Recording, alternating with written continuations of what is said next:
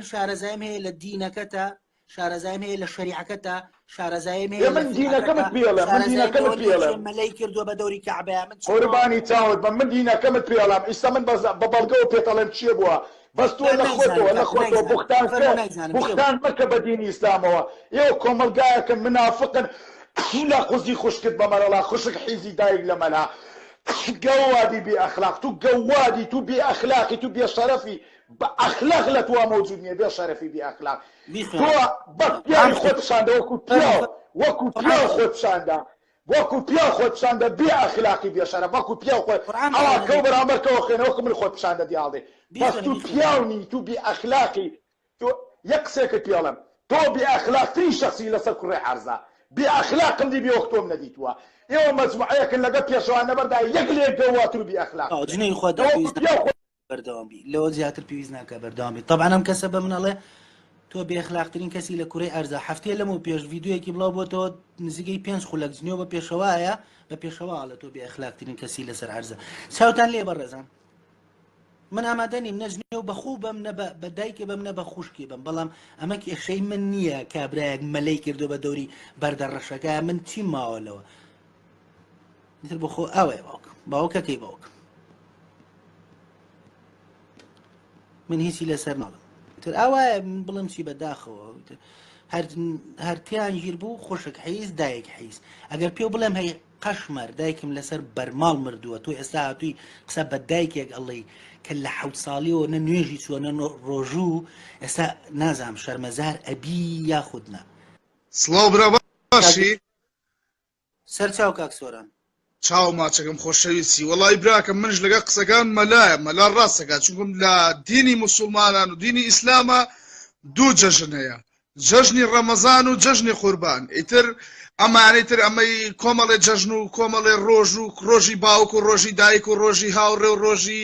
ڤالانتاین و ئەم شتانە هەمووی لەگەڵ ڕێز و حورمەتم بۆ جەنابت و بۆ بینەرانەی کە سەیرەکەن هەمووی درۆ دەلەسەیە. باشە یەک پرسیارێ لە جەناب دەکەم. تۆ ئەڵێ کۆمپیوتەر و سەیارە و تەلەڤیزۆن و شتەکانیان بەکارێنی، بەس ڕۆژەکانیشیان بەکار نانی. باشە بۆ نمونە من کەسێک خراپ و باشم، باشم تیا و خراپیشم تیا، تۆ ڕەفیقمی، تۆ ئەبێ باش و خراپەکانم وەرگریان بەس باشەکان لە منەوە وەرگری. بۆ خراپە ئەگەر من یادی بکەمەوە یادی ڕۆژێ بکەمەوە ناوێنەوە ڕۆژی خۆشەویستی لەم ڕۆژەیە هەمومان هەوڵێن مەحەبەت لە ناو دڵەکانە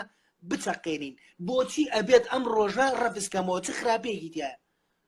ئاخر چونکە ئەگەر تۆ ئیسلامی بەڕاستی، من ئیسلام ڕاستەقینەنی با باشە پێ بڵم، ئیسلام ڕاستەقینە وەک من نییە، من خۆم نە نوێژەکەم نە ڕۆژوەگرم. لە ئەوروپای شەژیم کۆمەڵە شت خراپیشەیە لە وڵاتەیە ئەیکەم، بەس من لە ناو عایلەیەکی ئیسلامە پەروەردە کراوم و لە ناو عایلەیەکی ئیسلامە گەورە بوومە. کۆمەڵێ شت هەیە ئەو مەلایکە تۆ ئێستا پێدود لەگەڵ قسەکان مای لەگەڵ قسەکانیان ئەو بۆستە ئەو مەلایە خۆی ئەزانی چی جوابێت تۆ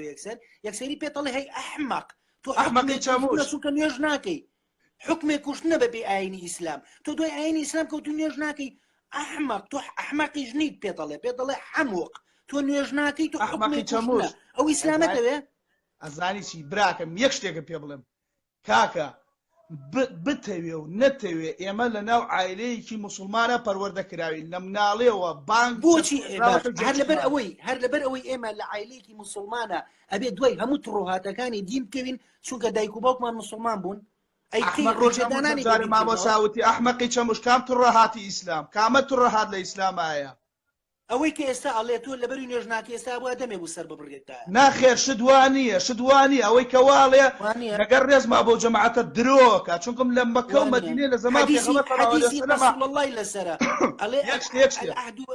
کاکە جان چونکم لە مەکە و مەدینە کاکە دەبە یارمەتیت چونکم ئەوەی کەوای ئەو قسەیاڵێ درۆکە چونکم لە زەمان پێغەمبەر صلی الله علیه وسلم لە مەکە و مەدینە کافر و جوولەکە و یەهود و گاور و مسلمان بەیەکەوە لەکوێ داونلۆد کردووەکو مەلاڵێ گاور و جوولەکە و ئەم ئیسلام و لەکوێ داونلۆد کردووە چونکە ئەوەی من بزانم هەرچی تیرە جوولەکەکانە بەدەستی محەممەد ڕەشەکوش کران تیرەی بەنو قوڕەیضە و بەنو نەظیر و بەنو قینوقاع و بەنو مستەلق باشە ئاخر ئەحمەقی چەموو هەزارێ ماوە ساوای پێوتی وەڵای ڕەحمەت لە باوکی تۆ دەبڕە مێژووی ئیسلام بخوێنەوە لە کاتێک مێژووی ئیسلام وێ براکە مێژووی ئیسلام بەنو قوڕەیضەیە تۆ چێ زانی بەنو قوڕەیضە و بیستووە بانی قوڕەی چییە؟ بەنو قوڕیش کاکە شەو شاد سپاس بۆ پامەکانە ئەڵم بەنو قوڕیدا لە بەنو قوڕیش چییە باشە کاکە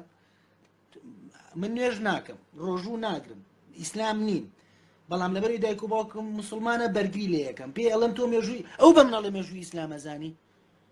هەموو تەمەنم تەرخان کردو بۆی مێژووی ئیسلام بخوێنمەوە ئەو بە منەڵە مێژووی ئیسلامەزانی پێڵم بەنو قوڕیدا چییە ئەڵە بەنو قوڕیش چییە فەرموو براکەم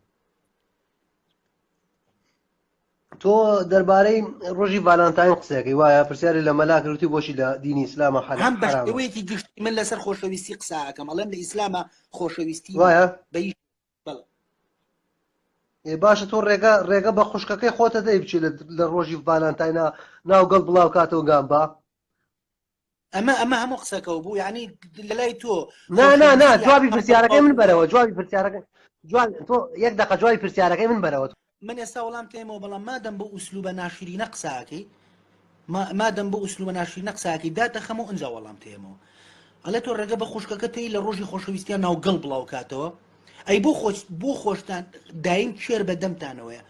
دایم کوێر بەدەمتانەوەێ بەڵام بۆ خوشکەکە و ڕێگە نایی خۆشەویستی بکە ئەسڵەن من مافیۆم نییە ڕێگە بە خوشکەکەم بدەم کە لە سەر و 18 ساڵەوەیە چۆن ژیانی خۆیە باتە سەر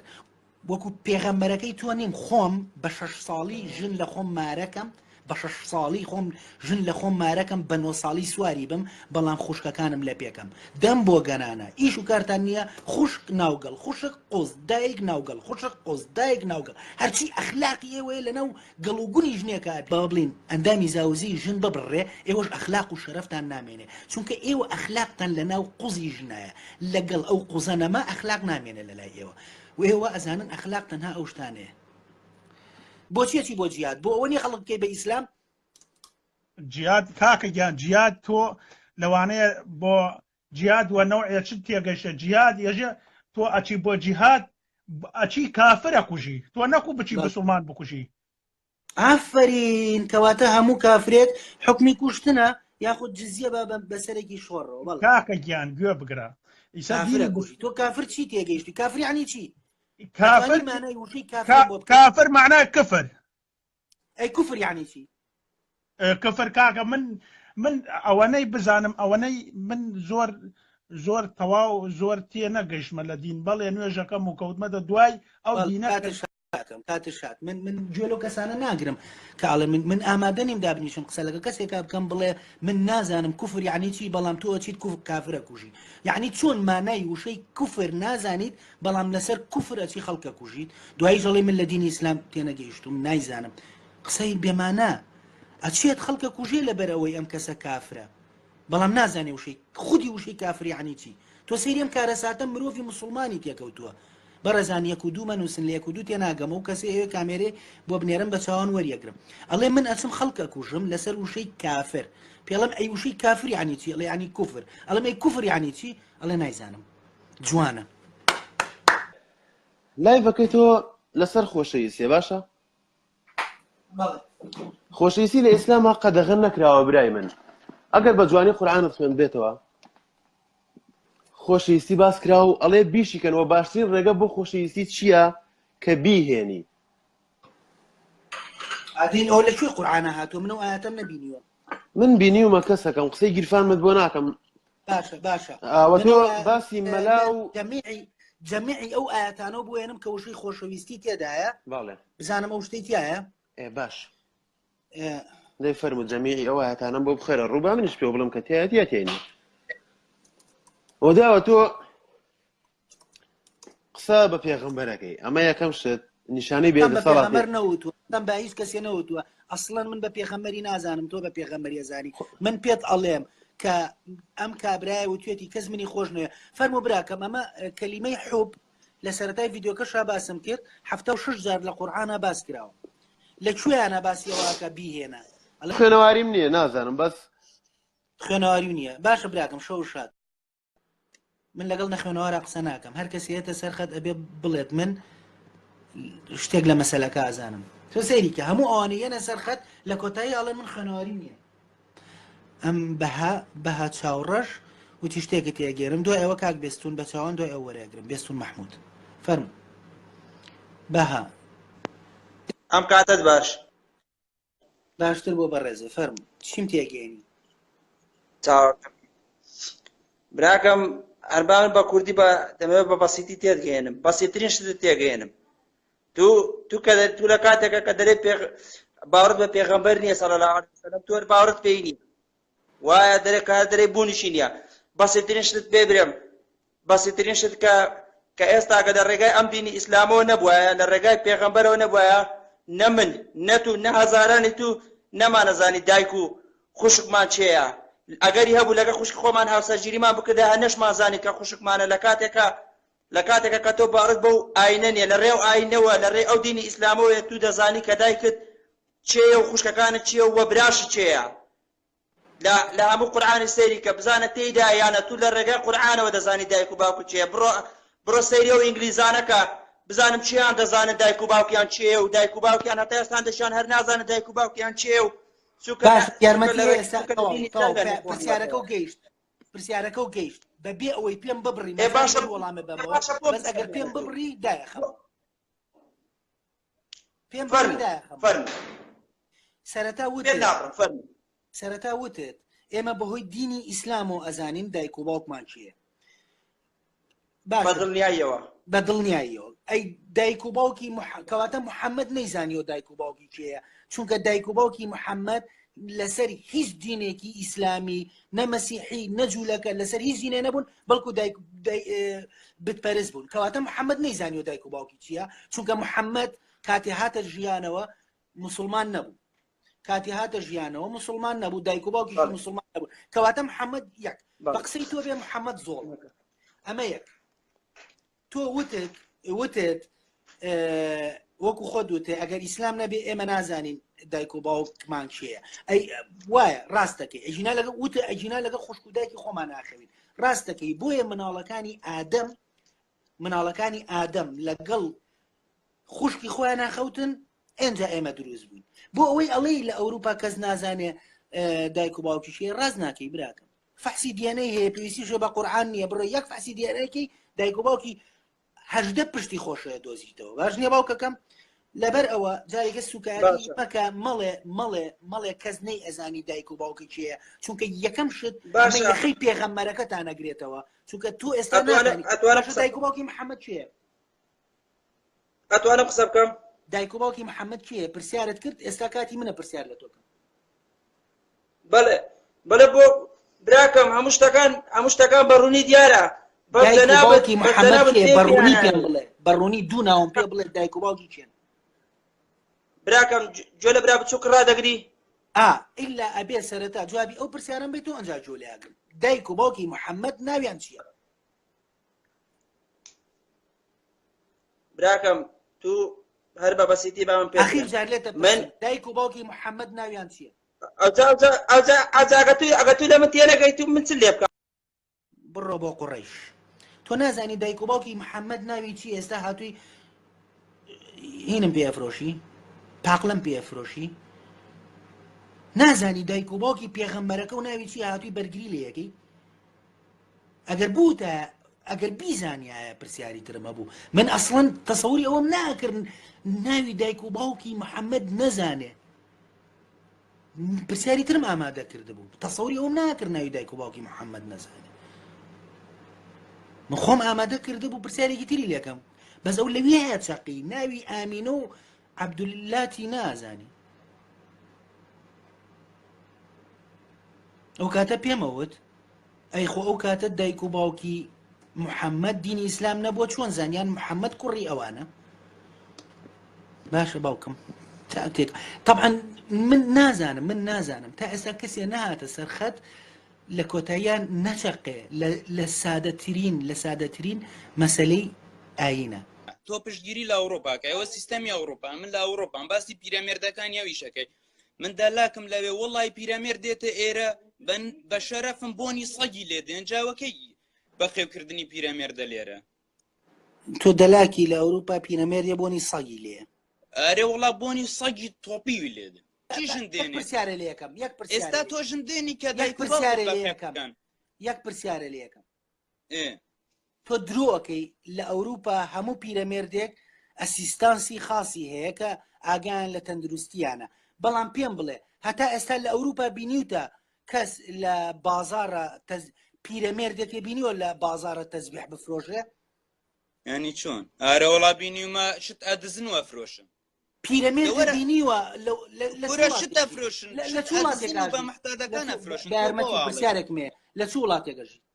من لە بەریتانیام لە بەریتانیا هەتا ئێستا پیرەمێردێکی بینیوە بەریتانی بێت لە بازارە تەزبیح بفرۆشێ گۆرە ڕۆژانە 100 دێن بۆ دوکان شتیان دزیوە بۆ ئێمە دێنم بەیانی بۆت ڤیدیۆکەم و بۆ تەنێرم یعنی پیرەمێردی بەریتانیە شتە دزیە کاوشت بۆ ئێمە دێنێ بڕواکە درۆکەی ئەزانی بۆچی چونکە لە ئەوروپا سیستەمێک هەیە من ئەزانم سیستەمی پەنشنە لەوانەیە ئەگەر تۆ لە بەریتان ئینگلیزیە زانی ئینگلیزیە زانی من بەس کوردیە زانم بەس کوردی لە بەریتانیا ئێستا تۆ قبوڵەکەی ئەو شتەی بۆستە تۆ لە بەریتانیایی تۆ لە مۆزوعەکە ڕاکە ئێستا چیتە نازانم بۆستە تۆ لە بەریتانیایی ئارەوەڵە ئەرێوەڵا لە بەریتانیا ئینگلیزی نازانی کێ ئینگلیزیە زانی نازانم What's your name نازانم کەس نازانێت لە چ لادەیەکی کوردستان و تەلەفۆن بۆ منەکەی پێتەڵە What's your name ئەڵێ نازانم ئەژڵێ لە بەریتانیام معقولە تۆ لە بەریتانیا دەلاک بی پێ بڵێ ناوە چیە نەیزانی درۆزن ژنی بەریتانیا پیرێژنی بەریتانیا یە دزیەکە و بە تۆ ئەفرۆشێ پێتەڵێ What's your name ئەڵێ نایزانم معقولە لە بەریتانیا بی نەزانی What's your name یعنی چی درۆزن باش کاگازار What's your name ناوت چییە معقولە لە بەریتانیا بی نەزانی What's your name یعنی چی وەڵی ئەوە هەر ئێستا لە مناڵێکی پۆلی سەرەتاییش بڵێ ئەزانێ یعنی چی بەزەوە تەبعاً درۆوەکە ئاشکرا بوو درۆوەکە ینی تۆ لە بەریتانیا و دەلاکە بێ چۆن بە خەڵگەڵێ سرم بۆ چاگەیان بووی چانەکەم ئەوە تەبعاً درۆیە ئێستا من تێمگەێنە لەو شتە تێنەگەیشتم تۆ لەگەر نەورۆ زانیت بۆچی چونکە من لە ئیسلامە لە قورعانە نهاتووە ئیتر بۆچی بچمە دەرەوە بۆ ئەو نۆڕۆزە بکەم یعنی هەر شتێک لە قورعانە نهاتوو ئیتر تۆ نایکەی ئەگەر تۆ ئیسلام بیەبێ نەیکەی تاکید باش بەڕێزە مسلمانی ڕاست بڕۆ بەڵێ ڕاست بڕۆ مسلمانی ئارەوەڵا مسلمانم خۆ لە قورعانیشان نهاتووە نوێژی بەیانی چەند ڕکعاتە ڕاستەکەی من پێ ناڵێم ڕاستەکەی چۆن ڕاستەکەی نهاتووە ئەی بۆچی دوو ڕکعاتەکەی من نوێژ ناکەم دەبای ئەگەر نوێژ ناکەی حکمێ لەسەر لە ملدانە حکمێ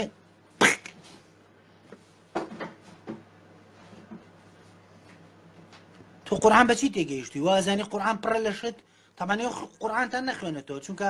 ئەگەر قورعان بخوێنەوە ئەزانن هەمووی مکەسەراتە بۆیە 1400 ساڵە تەفسیری بۆکە یعنی چی من لەبەرەوەی نەورۆز لە قورعانە نەهاتووە دوای ناکەم